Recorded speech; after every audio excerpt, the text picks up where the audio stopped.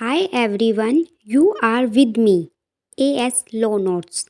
Today's video we will discuss important short answer type question. Which deal Consumer Protection Act 2019? आइए देखते हैं. First, what are goods? Goods का मतलब क्या होता है? गुड्स का मतलब होता है वह कोई भी काइंड्स ऑफ मूवेबल प्रॉपर्टी जिसको हम मूव कर सकते हैं.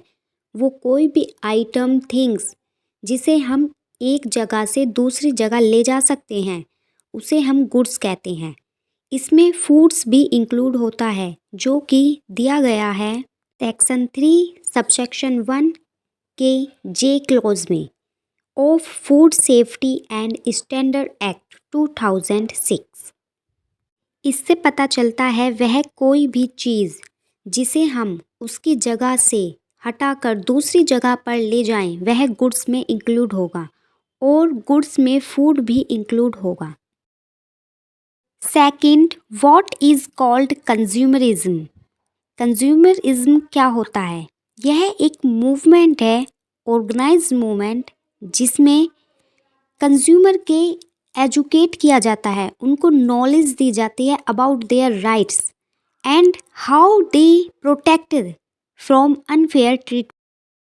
यह एक वाइड रेंज एक्टिविटी होती है जिसमें कंज्यूमर को उनके राइट के लिए अवेयर किया जाता है, उन्हें नॉलेज दी जाती है, एजुकेट किया जाता है कि उनके क्या राइट हैं और कैसे उन्हें वे प्रोटेक्ट कर सकते हैं अगेंस्ट अनफेयर ट्रेड प्रैक्टिसेस. इसके अंदर गवर्नमेंट, कम्युनिटी, एनजीओ भी होते हैं जो कोशिश करते हैं कि कैसे कंज्यूमर को सेलर के एक्सप्लोटेशन से बचाया जाए. सिंपली हम कह सकते हैं कि इसका मतलब होता है कि कंज्यूमर को उनके राइट्स के बारे में अवेयर करना. Third is who is complainant? कौन कंप्लेनेंट होता है? मतलब कौन पर्सन जो कंप्लेन कर सकते हैं. First, consumer. कंज्यूमर कंप्लेंट कर सकता है. Second, any voluntary consumer association register under any law for the time being in force. कोई भी ऐसा पर्सन जो एज अ कंज्यूमर रजिस्टर है किसी भी लॉ में. सेंट्रल गवर्नमेंट और state government may also complain. Central authority also may complain. एक या एक से ज़्यादा कंज्यूमर भी कंप्लेन कर सकते हैं अगर उनका इंटरेस्ट सेम है. और अगर कंज्यूमर की डेथ हो जाती है तो उसके बिहाफ पर उसके लीगल हेयर्स या फिर लीगल रिप्रेजेंटेटिव भी कंप्लेन कर सकते हैं. इन केस ऑफ माइनर, अगर कोई पर्सन माइनर है, 18 एज से कम उसकी एज है, तो उसके पेरेंट्स या फिर लीगल गार्जियन कंप्लेन कर सकते हैं. Fourth question, what is time limit for filling the complain? कोई भी कंप्लेन को फाइल करने का लिमिटेड टाइम 2 ईयर्स है from date cause of action arise. जिस डेट पे हमारा कोज ऑफ एक्शन अराइज होता है उस डेट से लेकर 2 साल तक हम कभी भी कंप्लेन फाइल कर सकते हैं. इसका मतलब हुआ जब किसी गुड्स में हमें डिफेक्ट मिलता है या फिर किसी सर्विस में डिफिशेंसी मिलती है उस टाइम से लेकर 2 साल तक हम कभी भी उसके अगेंस्ट कंप्लेन कर सकते हैं. Fifth question is whether government civil hospital doctors come under consumer court. Give answer with your reason. क्या गवर्नमेंट के सिविल हॉस्पिटल के डॉक्टर भी कंज्यूमर कोर्ट के अंदर आते हैं? तो इसका आंसर हुआ yes.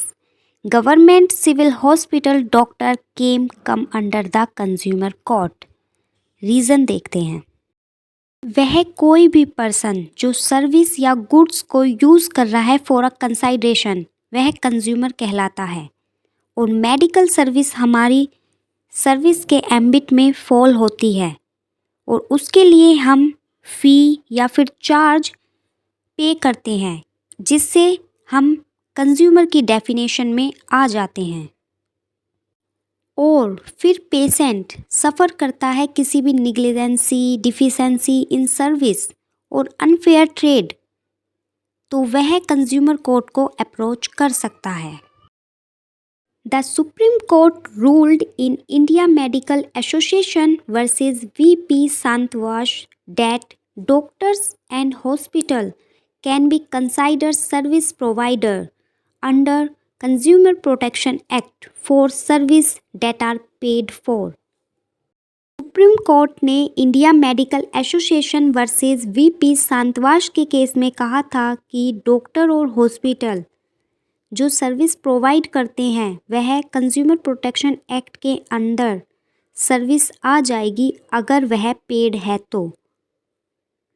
However, free service provided by government hospital are not covered by the Consumer Protection Act. अगर कोई government hospital free service provide कर रहा है तो वह कंज्यूमर प्रोटेक्शन के एक्ट में कवर नहीं होगी। ऐसा इसलिए है क्योंकि मेडिकल ऑफिसर्स जो हॉस्पिटल में वर्क करते हैं वे एज अ एम्प्लॉय वर्क करते हैं और उन्हें उसकी सैलरी मिलती है। The next is what do you mean by consumer dispute? Consumer dispute का मतलब है कि डिसएग्रीमेंट होना कंज्यूमर के और शॉपकीपर के बीच या फिर जिसने वह गुड्स सेल किए हैं। वेयर द बिजनेसेस डिनाई और dispute the allegation made in a complaint. इसमें जो बिजनेसेस है वो डिनाई करता है डिस्प्यूट्स को कि जो उस पर एलिगेशन लगाए गए हैं कंप्लेन में वे रोंग हैं। Example unfair trade practices.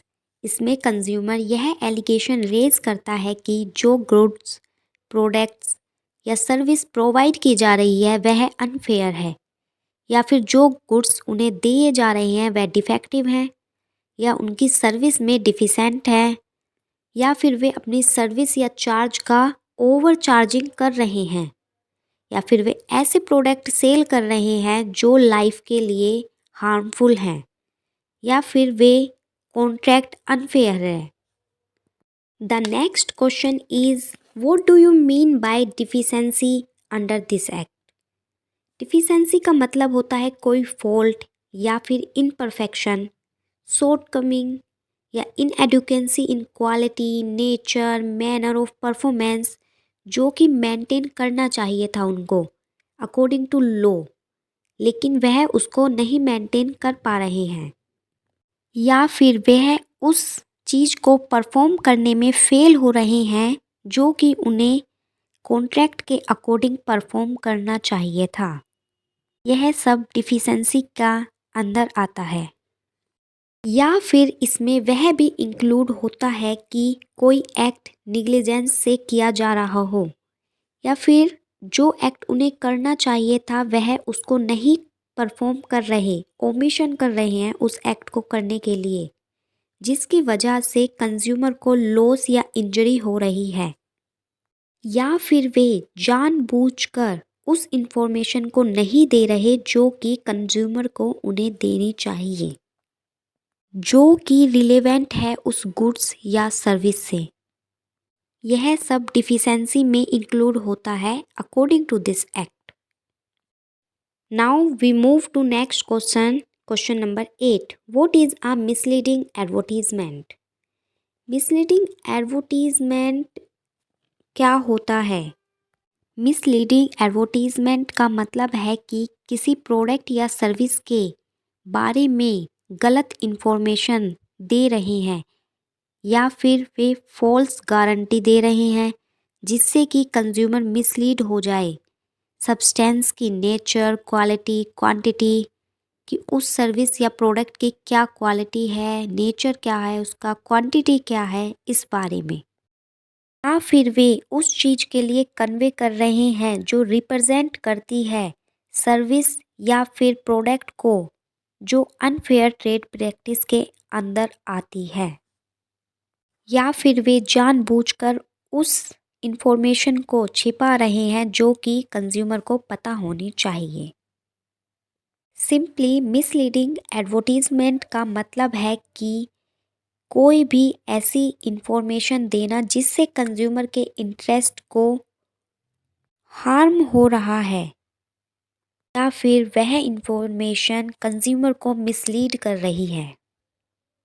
The next question is who all can be made liable for a misleading advertisement. कौन कौन वह पर्सन है जो मिसलीड एडवर्टीजमेंट के लिए लाइबल होंगे। तो फर्स्ट है मैन्युफैक्चरर, जो उस सर्विस या प्रोडक्ट को मैन्युफैक्चर कर रहा है। The second one is advertising agency, जो कि उस के लिए एडवर्टीजमेंट कर रही है, या फिर वह सेलिब्रिटी जो उस प्रोडक्ट को प्रमोट करने के लिए एक्टिंग कर रहा है, या फिर पब्लिशर जो पब्लिश कर रहा है वह एडवर्टीजमेंट। ये सब लायबल होंगे मिसलीडिंग एडवर्टीजमेंट के लिए। The 10th question is what do you mean by service. Service क्या है according to consumer protection act. तो कंज्यूमर प्रोटेक्शन एक्ट के अकॉर्डिंग सर्विस में इंक्लूड होता है जो कंज्यूमर को प्रोवाइड की जा रही है फॉर अ कंसाइडरेशन। इसमें इंक्लूड होता है banking, insurance, transport, housing, entertainment and more. कोई भी कंज्यूमर जो कंसाइडरेशन के बदले सर्विस अवेल कर रहा है वह सर्विस की डेफिनेशन में इंक्लूड होता है। हालांकि इसमें वह इंक्लूड नहीं होंगे जो फ्री ऑफ चार्ज हों, या फिर ऐसे कॉन्ट्रैक्ट जो पर्सनल सर्विस प्रोवाइड कर रहे हों, वे इस सर्विस में इंक्लूड नहीं होंगे। इस वीडियो में हमने वो क्वेश्चन कवर किए हैं जो कि अक्सर 5 मार्क्स क्वेश्चन के लिए सेमेस्टर एग्ज़ाम में पूछ लिए जाते हैं। Thank you.